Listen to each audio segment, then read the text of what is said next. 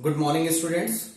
In this session, we are going to discuss a very important and basic chapter of organic chemistry, that is hydrocarbon.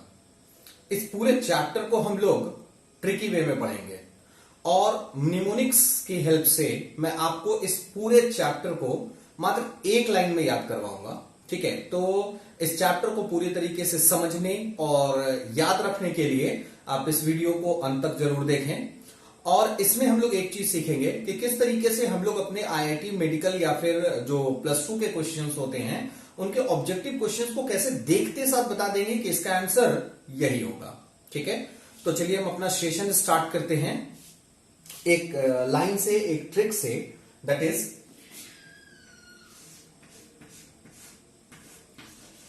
WBC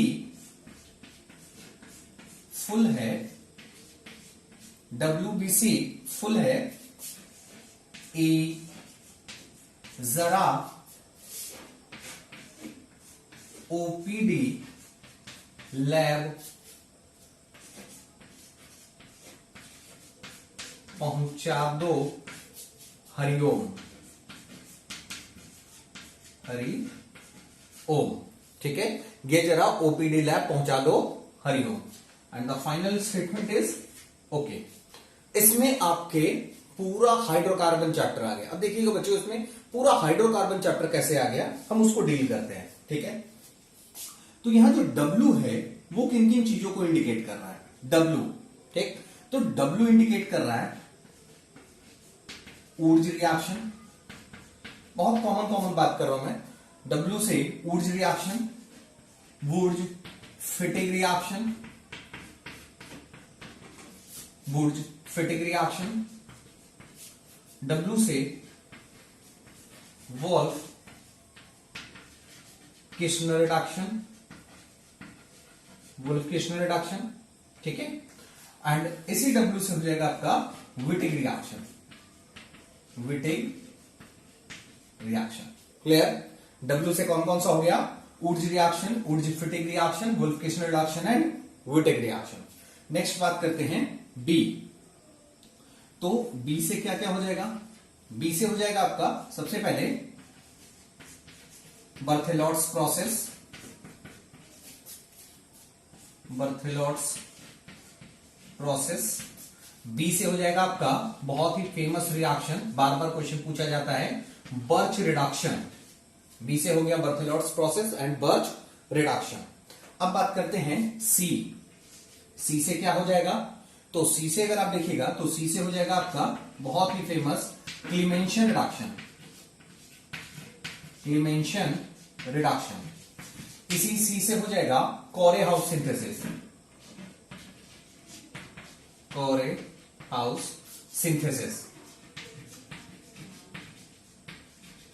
ठीक है, कोरे House synthesis. Clear हो गया? W से हो गया Wurtz reaction, Wurtz Fittig reaction, Wolff Kishner reduction, Wittig reaction. B से Berthelot's process, Birch reduction. C से Clemmensen reduction, Corey House synthesis. अब आगे बात करते हैं हम लोग F। F क्या रिप्रेजेंट करेगा, F से होता है फ्रैंकलैंड रिएक्शन, फ्रैंकलैंड रिएक्शन। ठीक है, F से फ्रैंकलैंड रिएक्शन। और दूसरा जो हो जाएगा दैट इज फिटिंग रिएक्शन, पढ़ा होगा आपने, फिटिंग रिएक्शन। ठीक, अब देखिए, अब नेक्स्ट देखते हैं हम लोग F के बाद ULL। ULL जो है वो रिप्रेजेंट किसको करेगा, उल्मन रिएक्शन को, उल्मन रिएक्शन को रिप्रेजेंट करेगा। अब इसमें देखिएगा बच्चों, इसमें बहुत सारी चीजें कॉमन है, मैं कॉमन चीजों पे बात करने वाला हूं। ठीक है, तो यहां पर ये Wurtz reaction, Wurtz Fittig reaction, Wurtz reaction, Wurtz Fittig reaction, Frankland reaction, Ullmann reaction और ये फिटिंग रिएक्शन। ये जो मैंने ये 5 रिएक्शन आपको बताए, ये पांचों के पांचों रिएक्शन जो हैं वो आपके कपलिंग रिएक्शन है। ये पांचों का पांचों कौन सा रिएक्शन है, कपलिंग रिएक्शन, कपलिंग रिएक्शन। ठीक है, दैट मीन्स जिसमें नंबर ऑफ कार्बन क्या हो जाएगा, इंक्रीज कर जाएगा। इस केस में आपके नंबर ऑफ कार्बन जो है वो इंक्रीज करेंगे। ठीक, तो ये कपलिंग रिएक्शन में कौन कौन सा हो गया? Wurtz reaction, Wurtz Fittig reaction, Frankland reaction, Fittig reaction and Ullmann reaction. इसमें बहुत माइन्यूट चेंजेस हैं, बहुत छोटे छोटे से चेंजेस हैं, और ये चेंजेस के साथ आप देखिएगा कि ये पांचों रिएक्शन आपको लगभग बिल्कुल सेम लगेगा, जो अभी आगे हम लोग डिस्कस करेंगे। ठीक है, एग्जैक्टली अगर उसी तरीके से मैं बात करूं बच्चों, तो यहां पर ये वुल्फ-किश्नर रिडक्शन और क्लेमेंशन रिडक्शन, वुल्फ-किश्नर रिडक्शन और क्लेमेंशन रिडक्शन जो है ये दरअसल कार्बोनिल का रिडक्शन है, कार्बोनिल का रिडक्शन रिएक्शन है, और इस केस में भी आपको ये बिल्कुल सेम मिलने वाला है, ये बिल्कुल सेम मिलेगा आपको। तो यहां पर भी इन दोनों को हम एक साथ पढ़ेंगे, इन 5 रिएक्शंस को हम एक साथ पढ़ेंगे और इन 2 रिएक्शंस को हम एक साथ पढ़ेंगे। यहां तक क्लियर है? अभी तक हम लोग कहां पहुंचे हैं? WBC फुल तक पहुंचे हैं। अब मैं इसको इरेज करके आगे मूव करूंगा। ठीक, देखिएगा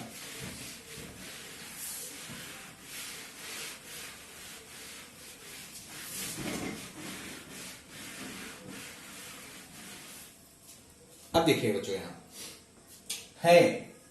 है का मतलब H, H से क्या हो जाएगा?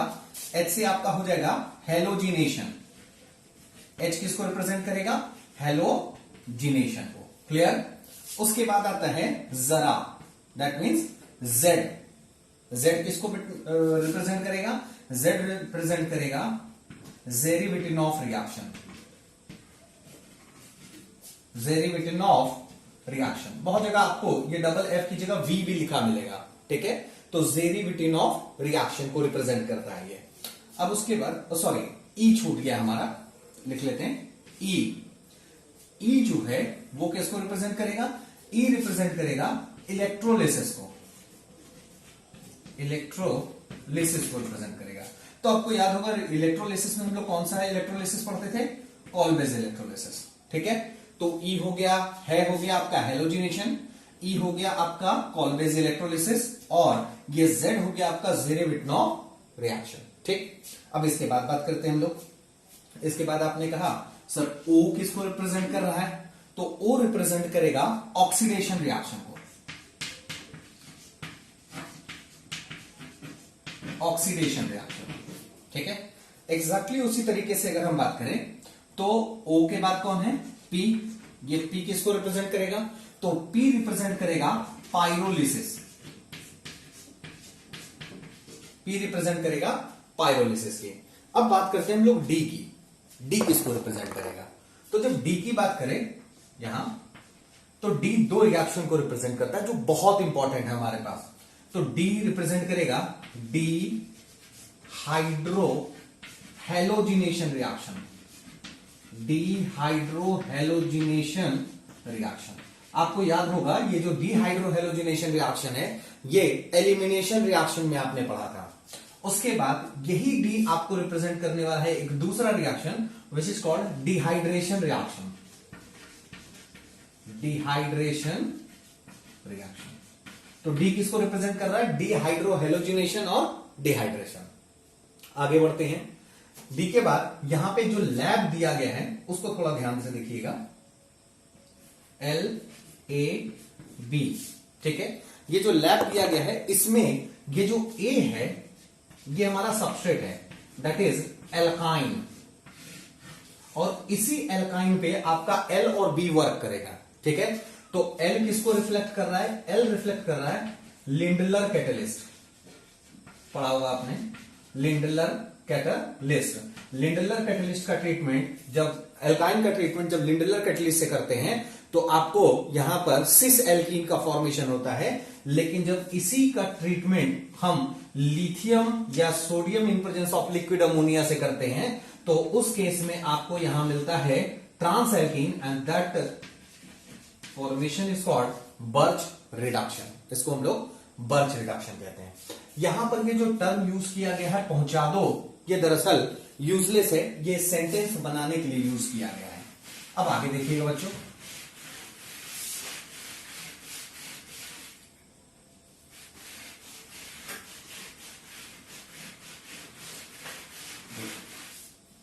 अब आगे देखते हैं हम लोग। अब इसके बाद कौन है? हरिओम। हरिओम में बड़ा कॉमन चीज है, ये देखिएगा HA को पहले मैंने उठाया है, ये हरिओम का जो H है वो इंडिकेट कर रहा है हाइड्रोबोरेशन रिएक्शन, हाइड्रोबोरेशन रिएक्शन, ठीक है, हाइड्रोबोरेशन रिएक्शन। तो हाइड्रोबोरेशन रिएक्शन का ये बगल वाला जो ए है ये सारी इंफॉर्मेशन दे देगा। लाइक ए से आपका सबसे पहला ये आपको बताएगा कि आपका सबस्ट्रेट क्या होना चाहिए। Then your substrate is alkene. आपको प्रोडक्ट क्या मिलेगा इस एल्कीन से? तो प्रोडक्ट आपको मिलेगा अल्कोहल। और किस वे से मिलेगा? Then the way is anti Markovnikov rule, anti Markovnikov rule, ठीक है। तो आपने कहा H से हाइड्रोबोरेशन रिएक्शन, हाइड्रोबोरेशन में क्वेश्चन एल्कीन होगा, आंसर अल्कोहल होगा, और जो वे होगा वो एंटी मार्कोनिकॉफ होगा। दैट मीन्स जो अल्कोहल का फॉर्मेशन होगा उसमें हाइड्रोक्सिल ग्रुप एल्कीन के उस पोर्शन पे लगा होगा जिस पोर्शन पे नंबर ऑफ हाइड्रोजन की संख्या ज्यादा होगी या सब्स्टिट्यूशन कम होगा। अब उसके बाद बात करते हैं R। तो R हो गया आपका रिडक्शन में जैसे आपने कहा कि अगर आप एल्काइल हैलाइड का रिडक्शन करते हैं तब भी आप एल्केन बना सकते हैं। अगर आप कार्बोनिल कंपाउंड का रिडक्शन करते हैं तब भी आप एल्केन बना सकते हैं। अगर आप कार्बोक्सिलिक एसिड का रिडक्शन करते हैं तब भी आप एल्केन बना सकते हैं। और कार्बोनिल के डेरिवेटिव का भी अगर रिडक्शन कीजिएगा तब भी आप एल्केन का फॉर्मेशन कर सकते हैं। तो यहां हम लोग पढ़ेंगे सारा रिडक्शन। उसके बाद की बात करते हैं तो आई में आपने पढ़ा है आइडोफॉर्म रिएक्शन, यहां से हम लोग पढ़ेंगे। अब देखिए बच्चों, यहां पर जो हम लोग पढ़ेंगे तो ये डिहाइड्रोहेलोजिनेशन और डिहाइड्रेशन, इसका कंसेप्ट बिल्कुल सेम है। रिएजेंट अलग है but the concept will be same, concept बिल्कुल सेम होगा। तो ये भी हम लोग एक साथ पढ़ने वाले हैं। यहां हाइड्रोबोरेशन हो गया, आगे बढ़ते हैं हम लोग।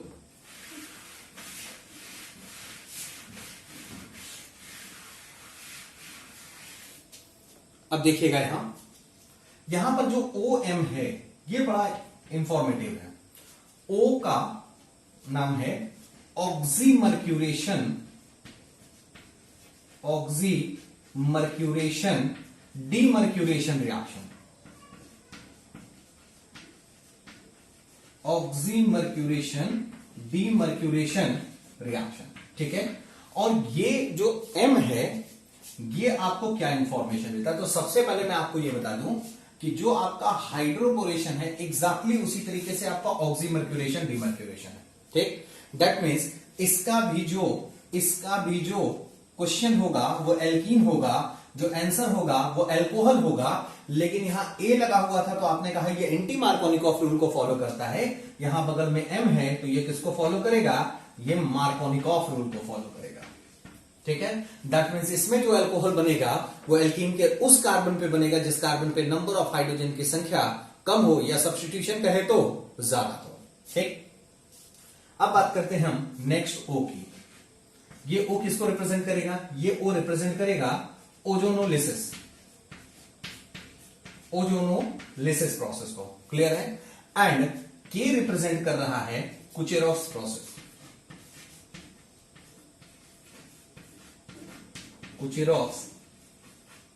प्रोसेस, ठीक है। अब जैसे एक नेमिंग रिएक्शन की बात करें तो रिडक्शन में आ जाएगा आपका सेवेटियर-सैंडेरेंस रिएक्शन, ठीक है। तो सेवेटियर-सैंडेरेंस रिएक्शन आपका यहां पे कंसीडर हो जाएगा। आपने कहा कि ये एक लाइन में अगर देख लिया जाए, इस एक लाइन में अगर देख लिया जाए तो मुझे लगता है कि एल्कीन और एल्काइन के जो प्रिपरेशन है और प्रॉपर्टीज है उसके सारे क्वेश्चन आ गए। देख लीजिए, फिर से देख लेते हैं हम लोग इसको। W किसको रिप्रेजेंट कर रहा है? W रिप्रेजेंट कर रहा है Wurtz reaction, Wurtz Fittig reaction, Wolff Kishner reduction और विटिक रिएक्शन को। B किसको रिप्रेजेंट कर रहा है? बर्थेलॉट्स प्रोसेस और बर्च रिडक्शन को। C किसको रिप्रेजेंट कर रहा है? C रिप्रेजेंट कर रहा है आपके क्लेमेंशियन रिडक्शन और कॉरे-हाउस सिंथेसिस को, क्लेमेंशियन रिडक्शन और कॉरे-हाउस सिंथेसिस को। आपने कहा F से क्या होगा? F से होगा आपका फ्रैंकलाइन रिएक्शन और फिटिक रिएक्शन। U-double-L से उल्मन रिएक्शन, है से हैलोजिनेशन, है ना। E से हो जाएगा आपका कॉल्बेज इलेक्ट्रोलिसिस, ठीक। Z से हो जाएगा जेरिवेटनॉफ रिएक्शन, O से ऑक्सीडेशन, P से पायरोलिसिस, D से डिहाइड्रोहेलोजिनेशन और डिहाइड्रेशन रिएक्शन। एग्जैक्टली उसी तरीके से ए एल्काइन क्वेश्चन होगा, एल से लिंडलर कैटलिस्ट यूज करेंगे और बी से वर्च रिडक्शन करवाएंगे।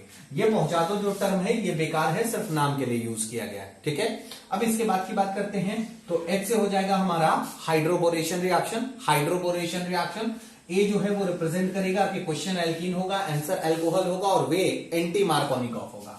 एग्जैक्टली उसी तरीके से अगर हम बात करें आर से, तो आर से हो जाएगा रिडक्शन। रिडक्शन में आप एल्काइल हैलाइड का रिडक्शन कर सकते हैं, आप एल्कीन का रिडक्शन कर सकते हैं, आप कार्बोनिल कंपाउंड का रिडक्शन करके कंपाउंड बना सकते हैं, आप उसके डेरिवेटिव का रिडक्शन करके कंपाउंड का फॉर्मेशन कर सकते हैं। आई से हो जाएगा आपका आइडोफॉर्म रिएक्शन, ओ से oxymercuration demercuration reaction, M indicate करता है मार्कोनिकॉफ रूल को, ये ओ इंडिकेट करेगा ओजोनोलिसिस को और के इंडिकेट करेगा कुचेरॉव्स प्रोसेस को। क्लियर है? तो आप एक बार इसको अपनी कॉपी पे लिख करके सबसे पहले आपको ये याद करना पड़ेगा। आप जब इसको याद कर लीजिएगा कि कौन सा लेटर किन किन रिएक्शन को रिप्रेजेंट करता है, उसके बाद हम इसको क्या करेंगे, कंबाइन करेंगे, ठीक है। तो एक एक करके हम लोग स्टार्ट करते हैं। तो एक एक करके स्टार्ट करें, तो सबसे पहले हम लोग बात करने वाले हैं यहां बाबू, देखिएगा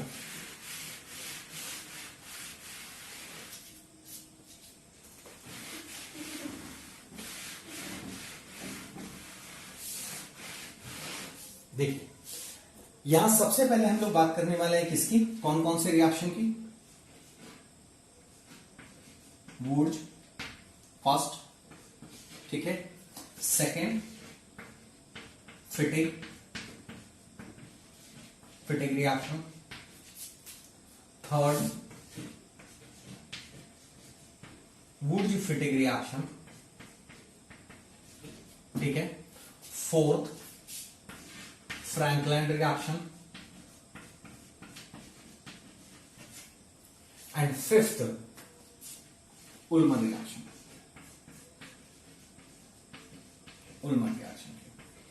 ये सारा अभी हम लोग एक साथ डिस्कस करने वाले हैं और इन सब का ट्रिक अगर देखिएगा ना, तो इन सब का ट्रिक बिल्कुल सेम है, बस उसी के बारे में अब हम लोग बात करते हैं। देखिएगा यहां पर सबसे पहला इन सब का जो क्वेश्चन होगा ना, वो RX होगा हमेशा, RX हमेशा। अब आपने कहा ये RX होगा और इसमें आप क्या कीजिएगा, आप यूज कीजिएगा कोई metal in presence of dry ether. इस चीज को समझना है बच्चों, मैं क्या बोल रहा हूं, ठीक। मेटल रहेगा इन presence of dry ether and your answer will B R plus आपका जो बाई प्रोडक्ट बनेगा। तो अभी देखिएगा कैसे इसको समझते हैं। तो मुझे क्या चाहिए, ये RX जो है एल्काइल हैलाइड है, अब यहां मुझे इसका चाहिए 2 मोल।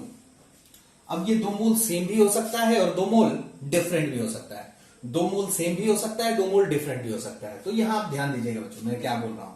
आपको करना क्या है इस पूरे में, आपको करना क्या है इस पूरे में, जब आप क्वेश्चन बनाइएगा तो सेम दे या डिफरेंट दे डजंट मैटर, आपको उससे कोई फर्क नहीं पड़ता। सेम दे या डिफरेंट दे आपको उससे कोई फर्क नहीं पड़ता। आप इस x को करोगे हमेशा इग्नोर, आप इस x को करिएगा इग्नोर और इस r को, जो 2 r दिए गए हैं, either it will be same और डिफरेंट, उस केस में आप इन दोनों r को कीजिएगा आपस में ऐड, तो आपका आंसर आ जाएगा, ठीक है। आपका आंसर आ जाएगा, इन दोनों r को ऐड कर दीजिएगा। अब देखिए यहां पे कुछ क्वेश्चन उठाते हैं हम लोग, क्वेश्चन उठाएंगे, क्लैरिटी ज्यादा हो जाएगी। सपोज क्वेश्चन दिया आपको CH3Cl, ठीक है, और कहा कि इसका ट्रीटमेंट आप कीजिए sodium in presence of dry ether. पूछा प्रोडक्ट क्या बनेगा, इस केस में पूछ रहा आपसे प्रोडक्ट क्या बनेगा। तो सबसे पहले तो आपको दिमाग में रखना है, दिया हो या ना दिया हो, इसका कितना मोल हो जाएगा, 2 मोल हो जाएगा। और अगर 2 मोल हो जाएगा तो आपने ट्रिक से क्या सिखाया, आपने ट्रिक से ये सिखाया कि इस क्लोरीन को करो इग्नोर, इसको इग्नोर करो और इन दोनों R को आपस में क्या कर दो, ऐड कर दो। तो इन दोनों R को अगर मैं आपस में ऐड कर दूं तो मैं इसको लिख दूं बच्चों CH3 है ना, ये लिख दिया। अब अगर मान लीजिए ये तो सेम दिया था, अब मैं डिफरेंट की बात करता हूं कि डिफरेंट के केस में क्या होगा। तो एक क्वेश्चन उठाते हैं डिफरेंट का। देखिए लाइक आपको क्वेश्चन दे दे CH3Cl प्लस C2H5Cl।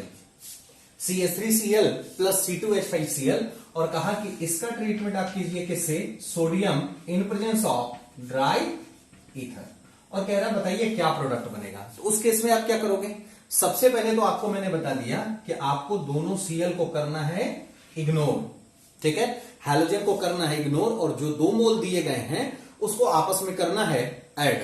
तो अगर आप उसको ऐड करेंगे तो सबसे पहला प्रोडक्ट तो बन जाएगा C3H7, देख लीजिए CH3 और C2H5। लेकिन ये C3H7 कब पॉसिबल है, जब इन दोनों का एक एक मोल ही लिया गया हो। लेकिन क्या जब हम रिएक्शन करेंगे तो is it possible to proceed your reaction with only 1 mole of substrate, not possible ना। तो इस केस में अगर हम मान लेते हैं x mole of CH3Cl are there and C2H5Cl is also there, तो ये भी तो प्रोबेबिलिटी है कि this CH3 combines with its own other CH3 to form C2H6। तो एक प्रोडक्ट क्या बन गया, C2H6 भी बन गया, ठीक है। तो एग्जैक्टली इसी तरीके से इस C2H5 की भी प्रोबेबिलिटी है कि ये किसी अपने ही किसी C2H5 से कंबाइन करके प्रोडक्ट बना दे। तो एक प्रोडक्ट हमारे पास और आ जाएगा, दैट इज C4 2 2 4, ठीक है। तो C4H10 ये आपको मिल जाएगा यहां से, ठीक है, C4H10 आपको मिल गया। आपने कहा कि तो डिफरेंस क्या रहा, तो डिफरेंस की अब स्टडी करते हैं थोड़ा सा, वो पर इरेज कर रहा हूं।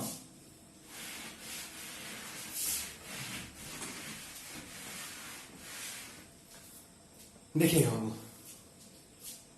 अगर आपका R एल्काइल हो, अगर आपका R एल्काइल हो और उसमें आपने यूज किया है सोडियम, तो ये जो रिएक्शन होगा दैट इज ऊर्ज रिएक्शन, ठीक। R अगर एल्काइल होगा, सोडियम यूज करोगे तो रिएक्शन का नाम हो जाएगा ऊर्ज रिएक्शन। अगर आपका R अराइल है, दैट मीन्स बेंजीन है, और इसमें अगर आप सोडियम का यूज करोगे तो इस रिएक्शन का नाम हो जाएगा फिटिग रिएक्शन, ठीक है। क्लियर हो गया। आपने कहा, इसको लिख देता हूं, कंफ्यूजन भी हो सकता है, फिटिग रिएक्शन। आपने कहा मुझे क्वेश्चन में Rx दिया हुआ होगा, मुझे क्वेश्चन में Rx दिया हुआ होगा, कोई ना कोई एक मेटल होगा इन प्रेजेंस ऑफ ड्राई ईथर, मुझे करना बस इतना है कि X को करना है इग्नोर और R को करना है ऐड। अगर R सेम है, अगर R सेम है कोई प्रॉब्लम नहीं है, मल्टीपल कर देंगे। अगर R डिफरेंट है तो सबसे पहले जो मेजर प्रोडक्ट बनेगा वो इन बिटवीन वाला बनेगा, और उसके बाद जब हम इनको मल्टीप्लाई करेंगे तो ये प्रोडक्ट्स भी पॉसिबल हैं बट इन माइनर क्वांटिटी।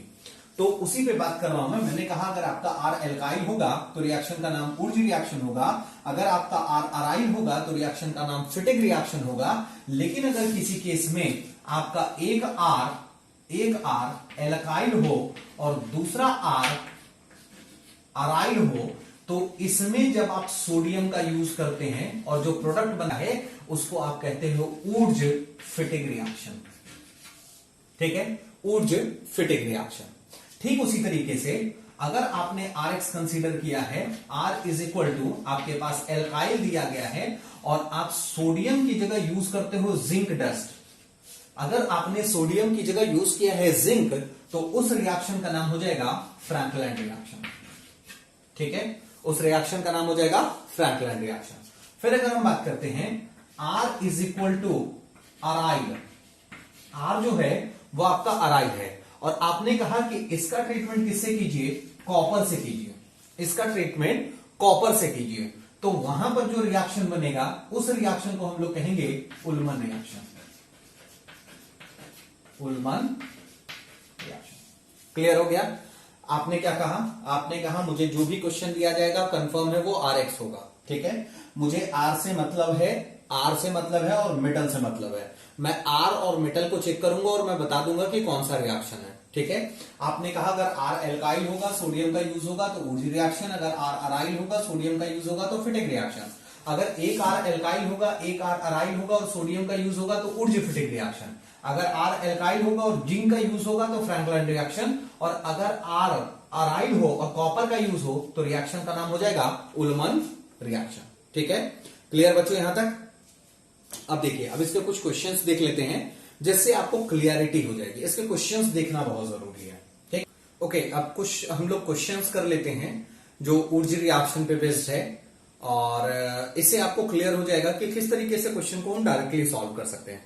तो क्वेश्चन है isopropyl bromide on Wurtz reaction gives option number A hexane, option number B propane, option number C 2,3 dimethyl butane and option number D neohexane. तो अब सबसे पहले हम लोग जो है वो स्ट्रक्चर ड्रॉ कर लेते हैं किसका, आइसोप्रोपाइल ब्रोमाइड का। तो आइसोप्रोपाइल ब्रोमाइड का मैं स्ट्रक्चर कुछ इस तरीके से ड्रॉ कर रहा हूं। ये मैंने बना दिया आइसोप्रोपाइल ब्रोमाइड। तो आइसोप्रोपाइल ब्रोमाइड का ट्रीटमेंट ऊर्ज रिएक्शन बोला, दैट मींस मुझे क्या यूज करना पड़ेगा, sodium in presence of dry ether का यूज करना पड़ेगा। Sodium in presence of dry ether बोला है। तो सबसे पहले तो मैंने आपको बताया कि आपको दिया हो या ना दिया हो, आपको इसको कितने मोल कंसीडर कर लेना है, 2 मोल कंसीडर करना है। और अगर आप इसका 2 मोल कंसीडर करेंगे तो मैंने आपसे कहा एक्स को करो इग्नोर और आर को करो आपस में ऐड। तो जब मैं इसको ऐड करूंगा बाबू, तो देखिएगा क्या इस टाइप का स्ट्रक्चर आएगा, CH3 CH CH3 और इसी को मैं मल्टीपल कर रहा हूं, तो CH CH3 CH3 ये आ गया। जब आप इसका IUPAC नोमेनक्लेचर कीजिएगा तो आपको मिलेगा 1 2 3 4, तो आप कहिएगा 2,3 डाइमिथाइल ब्यूटेन। क्लियर हो गया। देखिए दूसरा क्वेश्चन उठाते हैं इसी का। सेकंड क्वेश्चन इसमें दिया, सेकंड क्वेश्चन देखिएगा, लिखा है when ethyl bromide and n-propyl bromide is allowed to react with sodium in ether they form option number A mixture of 4 alkanes, mixture of 3 alkanes, mixture of 2 alkanes and single alkanes। Clear है। तो देखिए यहां पे क्या बोला, ethyl bromide और propyl bromide. तो ethyl bromide और प्रोपाइल ब्रोमाइड लिखते हैं, C2H5 Br ethyl bromide plus C3H7 Br propyl bromide. और कहा इसका ट्रीटमेंट किससे कीजिए, sodium in presence of dry ether, sodium in presence of dry ether. और बताइए कि प्रोडक्ट क्या बनेगा, कौन सा प्रोडक्ट का फॉर्मेशन होगा। तो आपने कहा इस केस में कि सबसे पहले तो मुझे क्या करना है, दोनों हेलोजन को करना है इग्नोर, दोनों हेलोजन को इग्नोर करेंगे और आपस में ऐड कर देंगे। आपस में ऐड करेंगे तो मुझे क्या मिलेगा, C5 3 and 2 5, ठीक है, C5 और क्या मैं इसको लिख सकता हूं H12, C5H12 सबसे मेजर प्रोडक्ट मुझे मिला फर्स्ट। सेकंड बात करते हैं, तो C2H5 किसी अपने ही दूसरे मोल के साथ भी कंबाइन कर सकता है, तो क्या मैं इसको लिख सकता हूं C4H10। और अगर हम थर्ड की बात करें तो C3H7 अगर किसी अपने ही किसी दूसरे मॉलिक्यूल के साथ कंबाइन करेगा तब क्या बना देगा, तब बना देगा C6H14। तो इन दोनों के रिएक्शन करने पे मुझे टोटल कितने प्रोडक्ट्स मिले हैं, 3 प्रोडक्ट्स मिले हैं। इसका मतलब है इसका आंसर सही हो जाएगा मिक्सचर ऑफ 3 एल्केन्स। ठीक है, मिक्सचर ऑफ 3 एल्केन्स। नेक्स्ट बात कर लेते हैं बाबू, और क्वेश्चंस की बात करते हैं। देखिएगा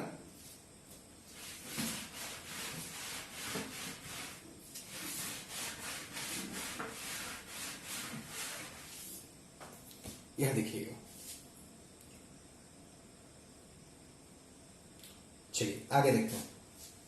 बोला अब ये आंसर आप लोग डायरेक्ट बता सकते हैं। In Wurtz reaction if we take CH3Cl and C2H5Cl, CH3Cl and C2H5Cl, ये अगर आपको मिलता है, ठीक है, और आपसे कहा the product will be, option number A check कीजिए, ऑप्शन नंबर ए देखिए, ऑप्शन नंबर ए है propane plus ethane, option number B है only propane, option number C propane plus ethane plus butane and option number D propane plus butane.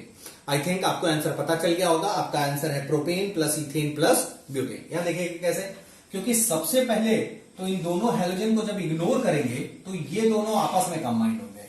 जब आपस में combined होंगे तब क्या बनेगा, C3H8 बनेगा, ये हुआ फर्स्ट प्रोडक्ट। सेकंड की बात करें तो CH3 अपने किसी दूसरे मोल के साथ कंबाइन करेगा तो बना देगा C2H6। और अगर हम थर्ड प्रोडक्ट की बात करें तो C2H5 जब अपने ही किसी प्रोडक्ट के साथ कंबाइन करेगा तो बना देगा C4H10। ठीक है, दैट मीन्स आपको मिल गया propane plus ethane plus butane. Clear, option number C. Next question देखते हैं। To prepare a pure solution of n hexane, क्या ध्यान दीजिएगा, 4th number question, N hexane, वो भी किसमें चाहिए इसको, प्योर फॉर्म में, वो भी इसको चाहिए प्योर फॉर्म में, ठीक है।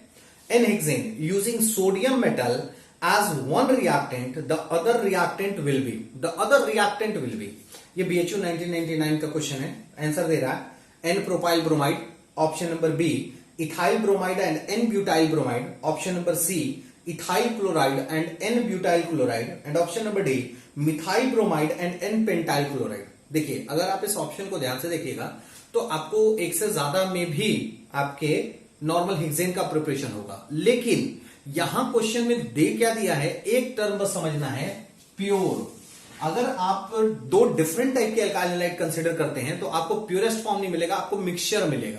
क्लियर है, आपको मिक्सचर मिलेगा, वहां प्योरेस्ट फॉर्म नहीं मिलेगा। तो अगर आपको प्योरेस्ट फॉर्म चाहिए तो आपको कोई एक सिंगल कंसीडर करना होगा, और अगर मैं सिंगल कंसिडरेशन करूं तो मेरे लिए आंसर होगा n propyl bromide, n propyl bromide, that means C3H7Br, और C3H7Br में मुझे क्या करना है, Br को करना है इग्नोर, और इस C3H7 को करना है मल्टीप्लाई, मतलब दुगना, तो मेरा आंसर आ जाएगा नॉर्मल हेक्सेन आंसर आ जाएगा। क्लियर है, नॉर्मल हेक्सेन आपका आंसर आएगा। नेक्स्ट क्वेश्चन देखते हैं। नेक्स्ट क्वेश्चन बोल रहा है आइडोइथेन, ध्यान दीजिएगा, iodoethane reacts with sodium in the presence of dry ether. Iodoethane that means ये बोल रहा है C2H5I, आइडोइथेन, ठीक है।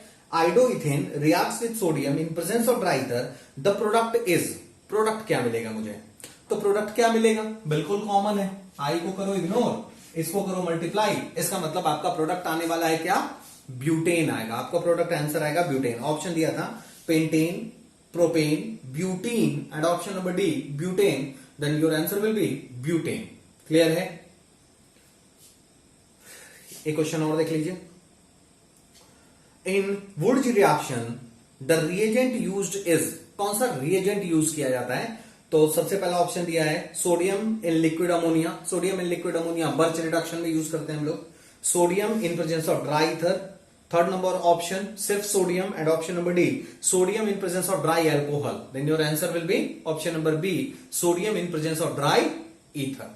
ठीक, तो इस तरीके से आपने अभी देखा वुड्स रिएक्शन का क्वेश्चन, कि वुड्स रिएक्शन में कैसे क्वेश्चन पूछे जाते हैं।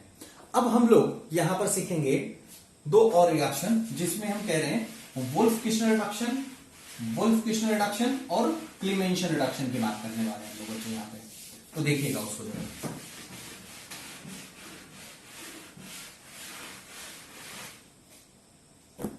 देखिए वुल्फ-किश्नर रिडक्शन और क्लीमेंशन रिडक्शन को मैं साथ में लेके चलूंगा ताकि आपके अंडरस्टैंडिंग क्लियर हो थोड़ा सा, तो थोड़ा ध्यान दीजिएगा इसको।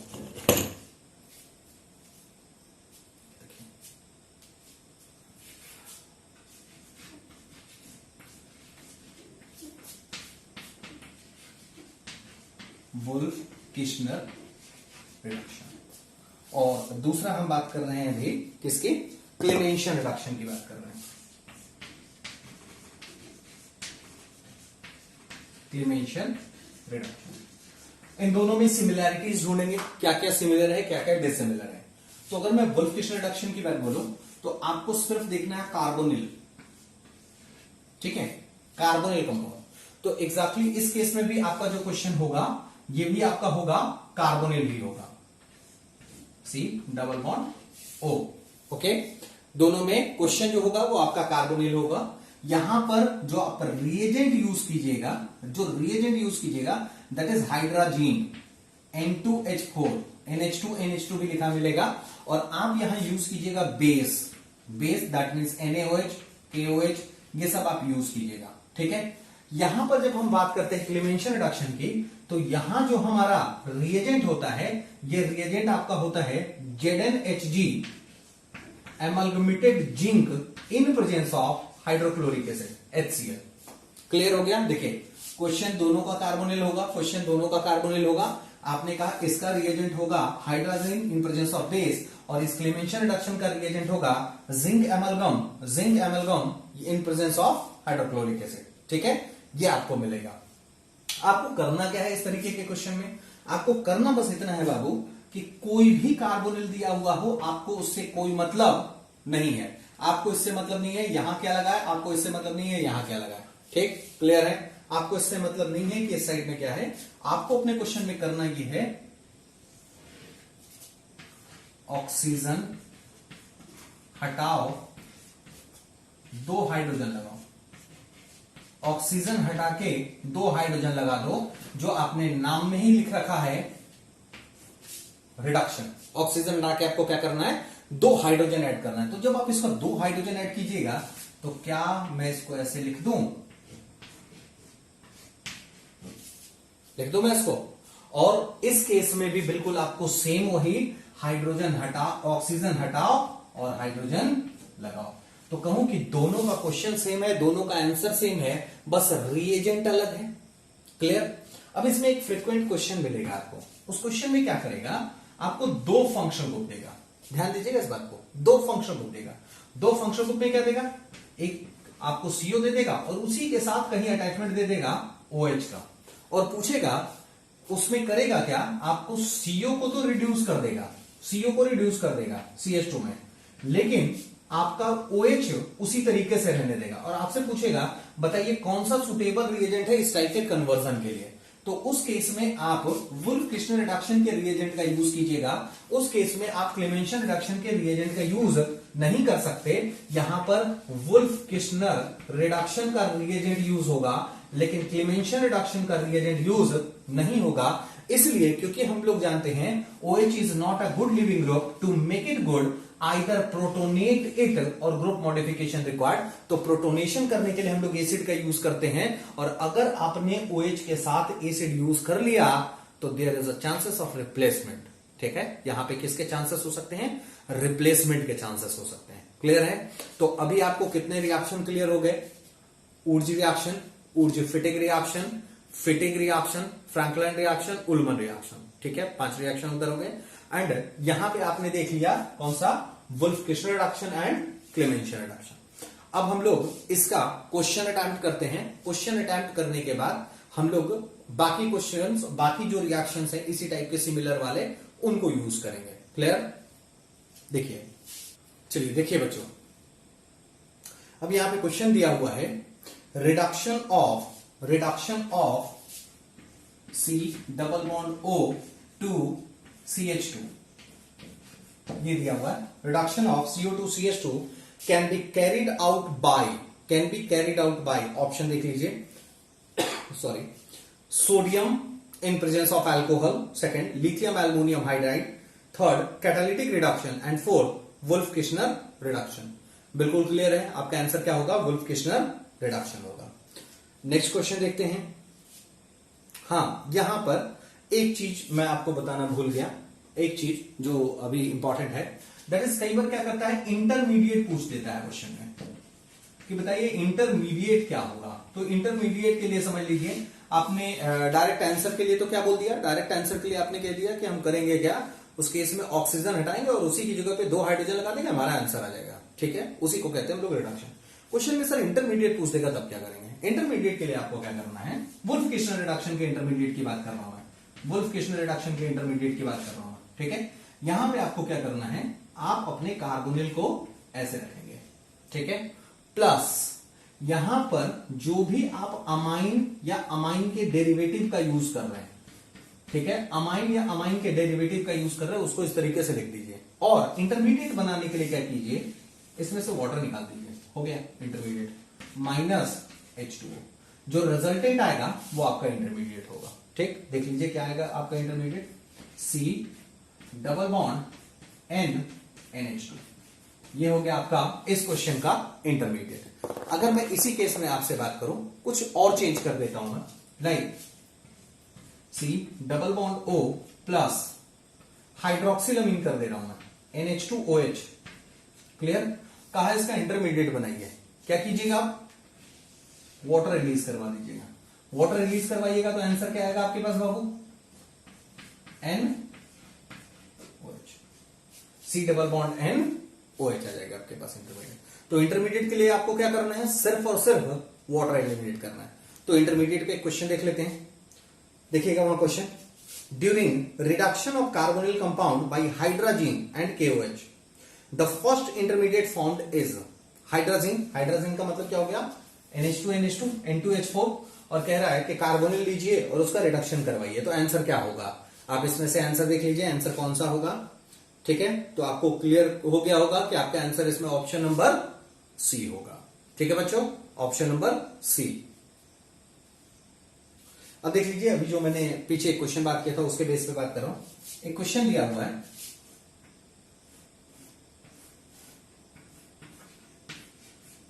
OH C double bond O CH3, और इसका इन्होंने कन्वर्जन किया है, कन्वर्जन करके बनाया है OH CH3। क्वेश्चन में पूछ रहा है बताइए कौन सा रिएजेंट यूज करेंगे। क्वेश्चन में आपसे ये पूछ रहा है बताइए कौन सा रिएजेंट यूज करेंगे। ठीक है, और ऑप्शन आपको ये दिया हुआ है, ऑप्शन आपको दिया हुआ है, और आपसे पूछ रहा है कि बताइए रिएजेंट कौन सा यूज करें। तो मैंने अभी आपको क्या बताया था कि अगर आपको दो ग्रुप दिए हुए हैं, एक तो आप देख रहे हैं कार्बोनिल और दूसरा आप कौन सा देख रहे हैं, हाइड्रोक्सिल। आपका कार्बोनिल रिड्यूस हुआ है लेकिन आपका हाइड्रोक्सिल रिड्यूस नहीं हुआ, तो उस केस में हम क्या बात कर रहे हैं, हमने कहा कि इस केस में गलती से भी हाइड्रोक्लोरिक एसिड वाला कोई भी रिएजेंट यूज नहीं किया जा सकता। दैट मीन्स हम इसमें क्लेवेंशियन रिडक्शन का रिएजेंट यूज नहीं कर सकते, अदरवाइज मेरा ये OH भी सब्स्टिट्यूट होकर के किसमें कन्वर्ट हो गया होता, क्लोरीन में। लेकिन मेरा कार्बोनिल तो रिड्यूस हुआ है लेकिन OH अपने प्लेस पे ही है, तो यहां पर आप यूज कीजिएगा कौन सा रिएक्शन, वुल्फ किश्नर रिडक्शन के रिएजेंट को यूज करेंगे। क्लियर, वुल्फ किश्नर रिडक्शन के रिएजेंट को यूज करने वाले हैं हम लोग। इसका जो नेक्स्ट सेशन होगा, मैं इसके 3 क्लास लूंगा।